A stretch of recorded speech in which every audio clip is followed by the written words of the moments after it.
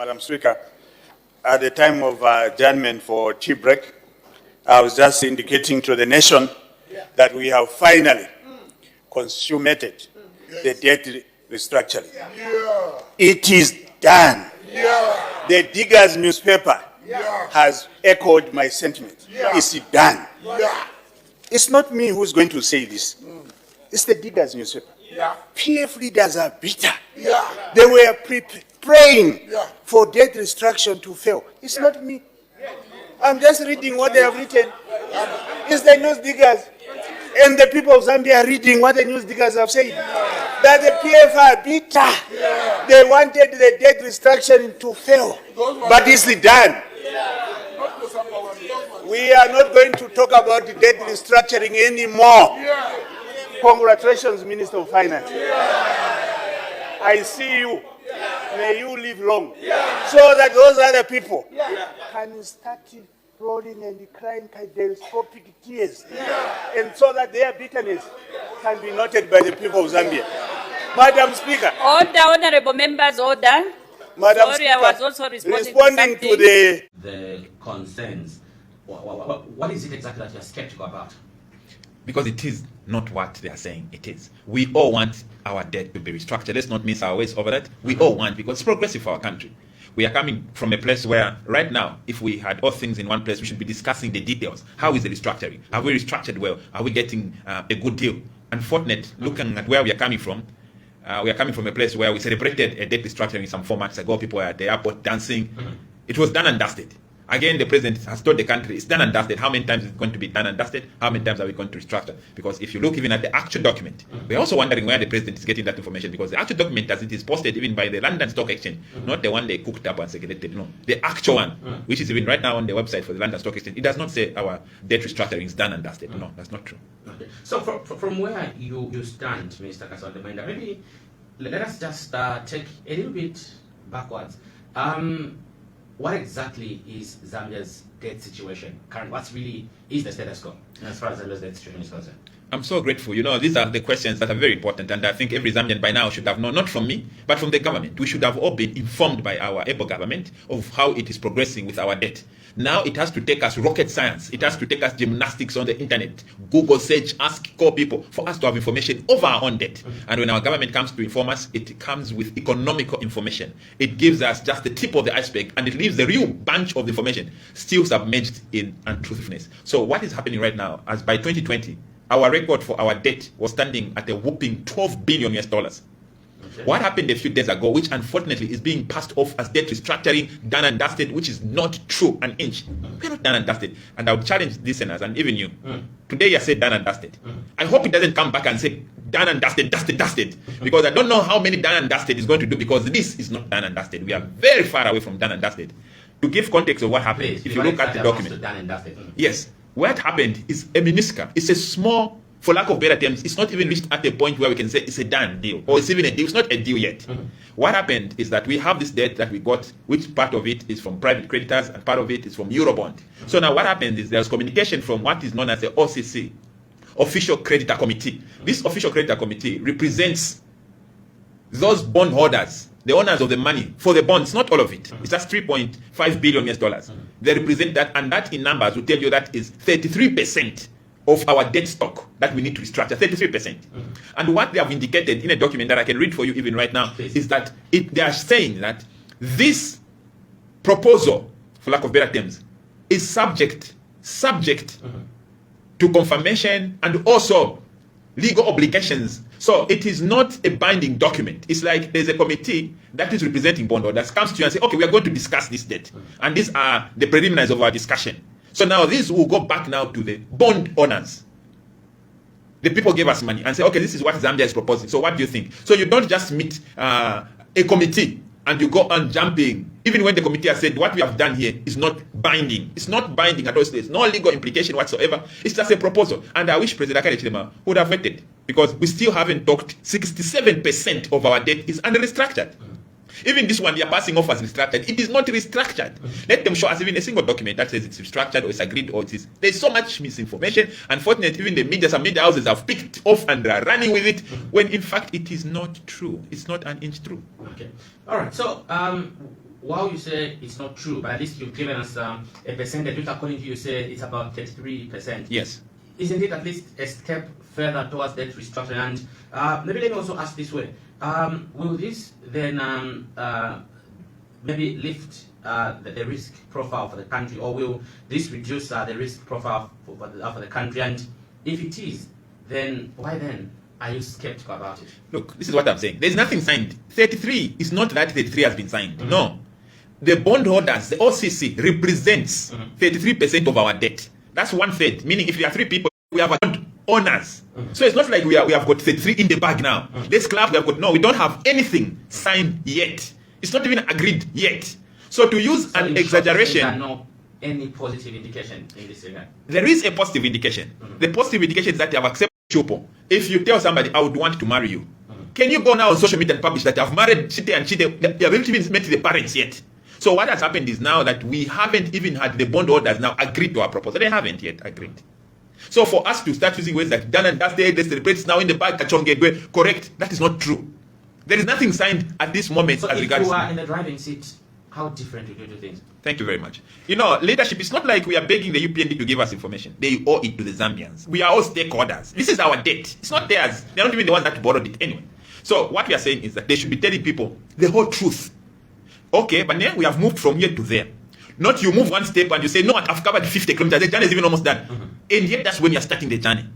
This is not the first time the UPND government is telling us they have done the deal. It's not the first time. It's not even going to be the last time, I can assure you. You invite me to this radio station when they'll be saying, deal done, done, done, done. Because the deal is not done. And the president of all people should not be the one that is misleading. Even in the forefront, saying done and dusted. It's not done and dusted. I have the document of continuation of talk. So that's where we are saying, why is he misleading people? These are the people he's supposed to be informing. Us as economic freedom fighters, when we come in government, we'll make sure we are communicating to the people the truth. Because the problem of not giving the truth is that you weaken your voice. The voice of the president is as good as the law. I remember when I was expelled from the Copperbelt University when I was in the union. It took the president, then the late Michael Sata, just said, that boy was expelled, I hereby restate you. He didn't even need to write the letter. I was reinstated. The word of the president is so powerful that when the president speaks a positive sentiment, we're supposed to see even the economy, the exchange rate, appreciate. We're supposed to see movements in our numbers. But the world is not moving. It's not responding because he has eroded the integrity of his word. Anyone who's going to the London Stock Exchange is laughing and saying, so is this what Zambia says, done and dusted? It's not done and dusted. So when he makes sure that every time he speaks, especially the president, it's truth, he will give credit to his voice. Okay. The same happened when he announced that Mopan is done and dusted. The kwacha actually fell. It plummeted. That is last week when he announced. The kwacha was trading to $1 at 26. Monday, yesterday, it actually was trading to 27. It weakened by even more than a kwacha. But those are positive sentiments. So now we are moving in a situation where even positive sentiments are failing to have a positive impact on the economy because it is falsehoods. It's not entirely true. It's exaggerations. And we want the new Don government to be wary. You know, it's good to score, to announce scores, yes. But it should be true. Okay. Truth is, I don't know why some people don't see. Maybe before we at least Mr. Mwenda, what really is the best way out of this debt situation from your own perspective? Because this is a song that has been going around for a very long time. Thank you. It's very important for the government to make sure that it is engaging people, engaging the right people. When you engage, you get advised. Right now, do you know that the UPND is actually consulting Ferrer Lazard in the official document? They don't say this, but if you check the official document, the same man was employed by PF when they were saying, no, we can't give this money much money. Yes, I was going to bring in that. They are using Ferrer Lazard, the same man. Baka Indechilima said when he was in opposition, saying, why don't they consult us as we can solve this debt? Why isn't he not using Zambians? He's using the same Lazard that the PF brought. But isn't it a continuation? Obviously, isn't governance a continuation? That's why I'm saying it's important for the government to be speaking the truth. Okay. They should have said we are doing continuation. Not, oh, that which happened is useless, is rubbish, but the PF failed, and yet you're doing continuation. So they should be honest enough to say, we are doing continuation. This is entirely our new. They are saying everybody failed. What everybody failed? UPND has done it in 8 months. Isn't that what they announced? But was that true?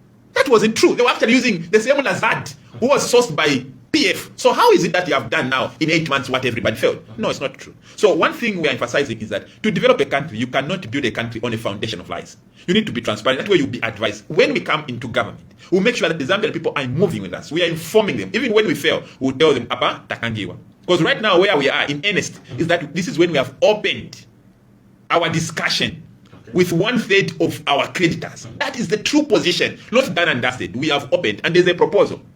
Next time, I'm hoping when we come here, we'll be now dissecting the proposal, saying, is this proposal okay? Because already from the proposal, if I may take you there, before we even get there, it's showing that we are going to pay 10 more the interest for those private creditors that we haven't even engaged. 10% more compared to what we would have paid. So now we should have been looking at the detail. But the problem is, this government has made us waste time. Now we are discussing whether they're telling the truth or not. Let them just tell the truth so that we quickly go to the subject matter, the real deal. What are we going to pay? How much are we foregoing? How much are we making loss? That's what we want to discuss, not this propaganda. So now, if it's done and dusted, then this chapter is supposed to be closed. We shouldn't be talking now about debt restructuring, because done and dusted, according to President Hakainde Hichilema, it's done and dusted. But that's not true. He will come back. You will see me. All right. So now, what generally is your projection? When is Zambia really expected to get out of this debt situation? Like, how do you project the situation? I must commend our friends in Senegal. They have voted fresh blood. If you got into debt using a certain formula and a certain mindset, you can't use the same mindset that got you into debt to come out of debt. By so saying, what exactly are you implying? We will not come out of debt by borrowing more. The UPND government already has accumulated debt to even almost 5 billion.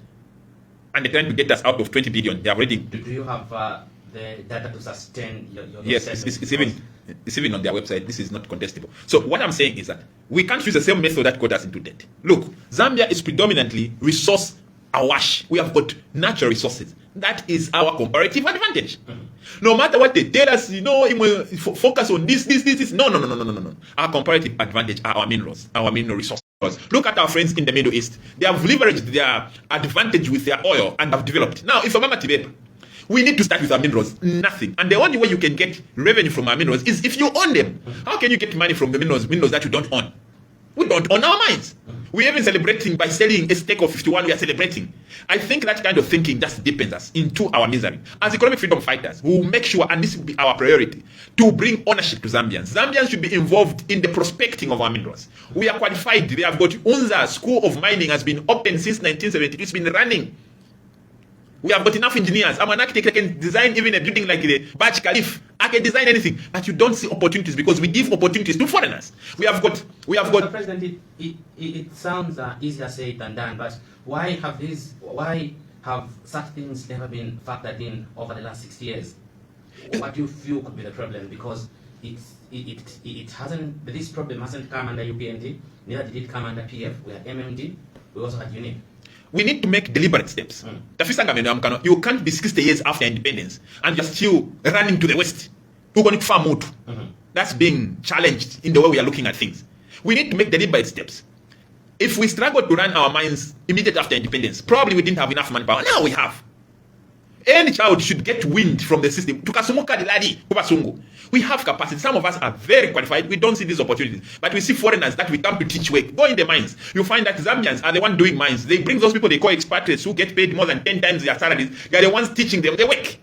So, if Zambians can't run mines, that's backward thinking. We can run. They will say, where are we going to get resource? Where are we going to get money? We get money from the same minerals. We are able to borrow money to consume. But we can't get money. We can't borrow money to invest in a mine. Even the same people they talk about saying investors, they just borrow money on the international market. Why can't we also borrow? We can also borrow the same way we are borrowing these Euro bonds. We can also borrow for our mine development. So once we let Zambia start mining this, there is nothing. We'll waste time like in the wilderness 40 years until our minerals finish. This is our breakthrough. Our minerals are our breakthrough.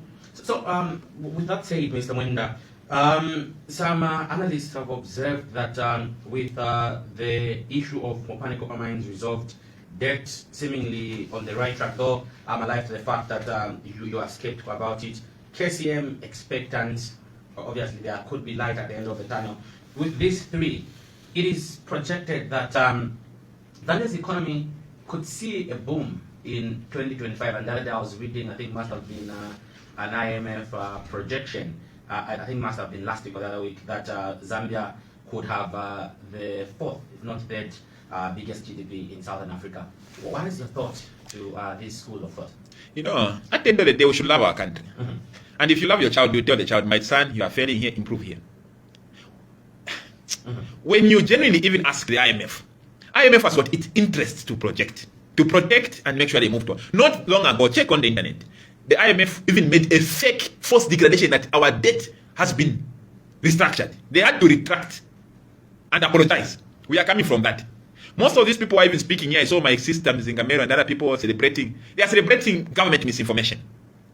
If you come to Mopani, it's not like Mopani was dead. We deliberately choose to kill our own assets. Right now, if I ask this government saying done deal at Mopani, the question is, what have they done? There's supposed to be financial injection there. There's no financial injection. Not even a dime has come through. That's, And 130 million. Where is the money? Injection announced? That money is not injected. It's not there. It's not there. It's not there. That money is not there. So they're talking about money will start changing. Go to KCM. KCM right now, if you ask the workers, they are not working.